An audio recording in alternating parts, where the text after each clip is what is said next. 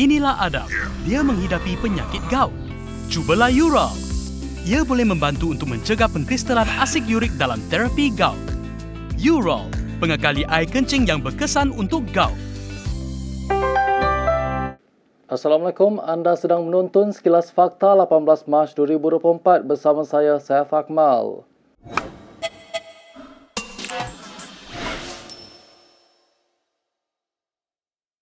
Mahkamah Rayuan memberi tempoh sehingga 9 September kepada peguam negara berkenaan status rayuan mereka. Ia berkenaan kes pembebasan Ahmad Zahid Hamidi berhubung kes rasuah membabitkan sistem visa luar negara VLN. Panel 3 hakim yang dipengerusikan Hadariah Said Ismail memberikan tempoh tersebut kerana pihak pendakwaan masih berkira-kira sama ada menerima 2 representasi daripada Timbalan Perdana Menteri itu atau sebaliknya. Representasi pertama Ahmad Zahid dihantar ke Jabatan Peguam Negara pada Januari tahun lalu sebelum yang kedua dikemukakan pada bulan lalu. Terdahulu, Mahkamah Rayuan membenarkan permohonan pasukan pembelaan Ahmad Zahid untuk menangguhkan perbicaraan supaya pendakwa boleh meneliti representasi dikemukakan tertuduh. Peguam negara sebelum ini merayu terhadap keputusan Mahkamah Tinggi Shah Alam pada 2022 untuk melepas dan membebaskan Ahmad Zahid Hamidi daripada 40 pertuduhan rasuah yang dikaitkan dengan VLN. Menurut Timbalan Pendakwa Raya Muhammad Dusuki Motar, pihaknya perlukan masa yang bersesuaian bagi meneliti serta mengkaji representasi dikemukakan Ahmad Zahid. Hadariah kemudian mengingatkan panel rayuan telah menghabiskan masa berhari-hari untuk meneliti ribuan halaman rekod rayuan serta penghujahan bertulis dalam kes tersebut sebagai persediaan perbicaraan hari ini. Suruhanjaya Pencegahan Rasuah Malaysia SPRM meminta Ahli Parlimen Bersatu Wan Saiful Wan Jan memberikan kerjasama dalam siasatan. Ini berhubung dakwaan dia ditawarkan habuan RM 1.7 juta sebagai balasan menyokong Perdana Menteri. Ketua Pesuruhjaya SPRM Azam Baki berkata, pihaknya sedar bahawa ucapan Wan Saiful dilindungi di bawah perlembagaan namun meminta dia tampil sebagai saksi. Bercakap kepada Malaysia Kini, Azam berkata, pihaknya meminta Wan Saiful ke pejabat anti rasuah itu kerana kes itu sudah dibuka. Terdahulu, Wan Saiful pada 15 Mac lalu berkata dia tidak dapat hadir ke ibu pejabat SPRM di Putrajaya dengan membangkitkan soal kekebalannya sebagai anggota parlimen selain tarikh tidak sesuai. Wan Saiful juga memberitahu Dewan Rakyat bahawa SPRM didakwa mengganggunya dengan cuba merakam kenyataannya berhubung ucapannya di Dewan Yang Mulia itu. Mengulas lanjut, Azam berkata agensi itu mempunyai tanggungjawab untuk menyiasat dakwaan membabitkan rasuah. Menurutnya, pemimpin bersatu itu perlu menjelaskan lebih lanjut mengenai kes itu walaupun pihaknya tidak boleh memaksanya berbuat demikian memandangkan kekebalan yang diperolehinya di Parlimen. Bekas Perdana Menteri Dr. Mahathir Mohamad dibenarkan keluar daripada Institut Jantung Negara hari ini. Beliau dibenar keluar dari institut itu selepas 53 hari menjalani rawatan. Menurut kenyataan ringkas pejabatnya, Dr. Mahathir yang dimasukkan ke IJN kerana jangkitan dibenarkan keluar pada jam 11.30 pagi hari ini. Sebelum ini, beliau hanya akan dibenarkan pulang sekejap atau home leave tetapi perlu tetap bermalam di IJN. Pada 20 Februari lalu, pentadbir media sosial Dr. Mahathir menyangkal kabar angin mengatakan bekas Perdana Menteri berusia hampir 100 tahun itu sedang tenat dan berkongsi gambar dia sedang membaca akhbar dan menulis. Dr. Mahathir dimasukkan ke IJN pada 26 Januari akibat jangkitan menyebabkan perbicaraan kes saman fitnahnya terhadap Timbalan Perdana Menteri Ahmad Zahid Hamidi pada 13 Februari untuk ditangguhkan kepada 19 Julai. Saman fitnah itu adalah berhubung isu cuti. Dr. Mahathir yang merupakan Perdana Menteri paling lama berkhidmat di negara ini mempunyai sejarah penyakit jantung dan pernah menjalani beberapa pembedahan jantung pada masa lalu. Perdana Menteri Anwar Ibrahim menegaskan lawatan rasminya ke luar negara baru-baru ini demi kebaikan Malaysia. Beliau berkata lawatannya itu bukan untuk berseronok seperti dituduh segelintir pihak. Beliau kesal segelintir pihak melemparkan tuduhan beliau menyalahguna kuasa dan wang kerajaan untuk bercuti ke luar negara. Apakah sebagai Perdana Menteri saya tak boleh keluar negara? Saya terpaksa, sudah. Kita akan dapat dukungan sebegitu rupa kalau kita tak menyantuni. Apakah saya suka sangat keluar? Tak larat dah. Saya bukan lagi muda. Kalau dulu saya suka keluar negara. Sekarang saya tak suka. Saya lakukan ini kerana saya terpaksa lakukan untuk kebaikan negara kita. Saya bukan pergi satu hari mesyuarat, hari kedua main golf. Itu tradisi lama. Sudah pun tahu. Tak ada. Ada lapang selepas program, saya jalan-jalan laju sekejap. Itu ada. Kalau itu dia enggak salah, saya minta ampun, minta maaf. Beliau berkata demikian ketika berucap pada Majlis Perhimpunan Bulanan Jabatan Perdana Menteri di Putrajaya hari ini.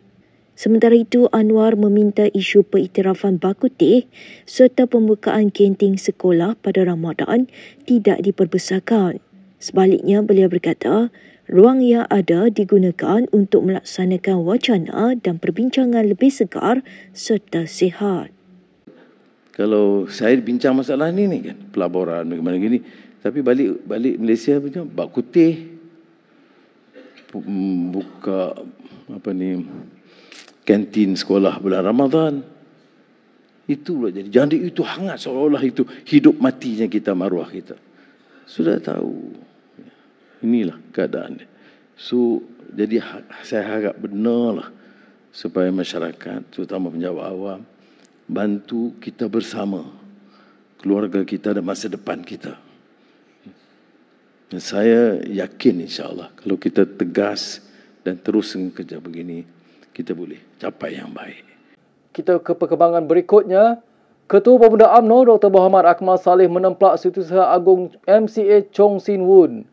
Ini susulan kenyataannya yang meminta Akmal tidak memperbesarkan isu penjualan stokian kalimah Allah. Menurut ahli Dewan Undangan Negeri Aldul Melimau itu, beliau tidak berganjat dengan pendiriannya sebelum ini kerana insiden itu memberi kesan besar kepada umat Islam. Halo Dato' Chong, saya mau beritahu kamu, mungkin kecil bagi kamu, tapi bukan bagi kami. Yang dipersendakan adalah agama kami, bukan agama kamu. Kalau bab kamu, pandai kamu nak bertahankan. Tapi kalau bab kami, kamu anggap ini adalah perkara yang remeh. Shame on you.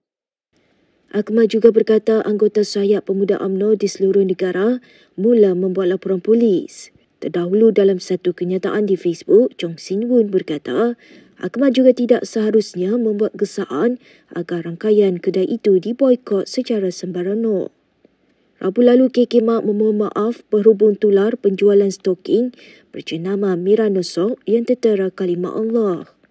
KK Mak berkata pengurusan produk berkenaan dibuat sepenuhnya oleh pembekal menerusi sistem sewaan tempat dalam premis kedai sebenarnya terbabit tanpa pemantauan pekerja pihaknya. Susulan itu, Akmal menyeru rakyat Malaysia memboikot KK Mak sebagai pengajaran kepada syarikat terbabit. Dia turut menggesa syarikat kedai sebenarnya itu menggantung kain rentang permohonan maaf berhubung kejadian itu di kesemua 881 cawangannya di seluruh negara. Dalam pada itu, Kementerian Dalam Negeri akan meneruskan siasatan terhadap kedai serba nikah KK Mat. Ini susulan penjualan stokin tertera kalimah Allah meskipun permohonan maaf telah dikemukakan. Tan Sri, ini isu yang sedang viral sekarang. KDN memandang serius isu ini dan tindakan penguatkuasaan diambil dengan melaksanakan pemeriksaan di semua permis-permis KK Mat di seluruh negara dan hasil pemeriksaan yang kita buat didapati KK Mat telah menarik balik semua stokin-stokin berkenaan di semua cawangan-cawangannya di seluruh negara. Namun demikian, secara lanjut kita laksanakan terhadap pengurusan dan juga vendor-vendor yang terlibat bagi pastikan bahawa stokin ini tidak lagi berada di pasaran dalam negara ini. Walaupun permohonan maaf telah pun dikemukakan oleh pihak KK Mat dan vendor terlibat, KDN akan meneruskan siasatan bagi menangani isu ini. yang mencetuskan kegemparan dan juga kegusaran awam. Dan jika disabit kesalahan, pihak-pihak yang berkaitan boleh dikenakan hukuman. Denda sehingga RM20,000 ataupun penjara tidak lebih 3 tahun atau kedua sekali. Syamsul Anwar Nasarah yang juga Timbalan Menteri Dalam Negeri berkata demikian sebagai menjawab pertanyaan Ahli Parlimen Paya Besar Muhammad Shahar Abdullah. Muhammad Shahar bertanya tindakan yang diambil KDN dalam menotahkan insiden yang mengguris hati umat Islam dengan penjualan stoking Tentera Kalimah Allah. Ahli Parlimen Arau Syahidan Kasim berkata beliau menyokong penuh manifesto PH pada PRU ke-15 yang lalu untuk menghapuskan Akta Universiti dan Kolej Universiti AUKU. Namun Syahidan mempersoalkan kenapa sehingga kini AUKU masih dibincangkan di Dewan Rakyat walaupun Pakatan Harapan sudah menjadi kerajaan. Sepatutnya pada hari ini kita tak perlu bincang lagi akta ini. Sebab saya menyokong penuh manifesto PH bahawa kalau menang mereka akan hapuskan AUKU, Akta Universiti College. Tapi hari ini masih bincang lagi. Yang Muhammad, yang dihormati, hari ini pindaan yang, kalau tak silap saya, pindaan yang ke-8. Masih pindah. Kita pegang manifesto. Hapuskan AUKU. Kenapa mesti bincang sampai 8 kali? Beliau berkata demikian ketika membahaskan rang undang-undang RUU pindaan AUKU beringkat bacaan kali kedua di Dewan Rakyat hari ini. Kenyataan Syahidan itu membuatkan Ahli Parlimen Hulu Langak Muhammad Sani Hamzan bangun mencelah bertanya kenapa kerajaan PN sebelum ini tidak memasukkan AUKU. Rau. 48 Saya tak kacau. Sekejap lagi saya bagi. Arau, ini nak bagi tahu bahawa kerajaan perpaduan, kerajaan madani ni dia berani. Dia ada keberanian untuk pindah. Akta ni. 33 bulan dulu masa Arau jadi kerajaan. Kenapa Yang tak buat? Berhormat Hulu Langak sila duduk. Sila duduk. Speaker, ikut arahan speaker. Saya aku. Okey. Sementara itu, Ahli Parlimen Bagan Serai Idris Ahmad sempat mengusik Perdana Menteri Anwar Ibrahim dengan mendakwa dia pernah menjadi mangsa kepada jawatan kuasa tata tertib pelajar. Satu lagi saya nak menyentuh juga berkenaan dengan jawatan kuasa tata tertib pelajar. Kerana saya juga merupakan pernah menjadi mangsa kepada jawatan kuasa tata tertib ni. Dan Tambun pun pernah jadi mangsa juga. Kan? Sebab itu kita semua ni mangsa. Kita hanya sama tapi tak serupa. Jawatan kuasa tertib pelajar ni kalau boleh biarlah kita menampakkan adanya keseimbangan.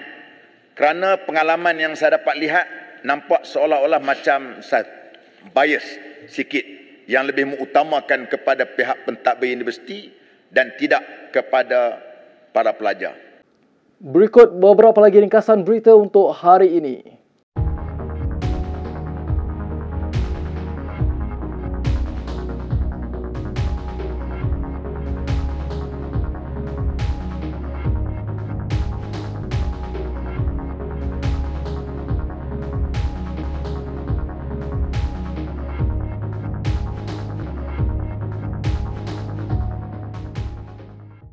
Sekian sahaja daripada saya, Saif Akmal untuk Sekilas Fakta. Untuk lebih banyak berita anda boleh melayari kinitv.com. Anda juga boleh mengikuti kami di Instagram, YouTube, Twitter dan Facebook. Salam hormat dan jumpa lagi.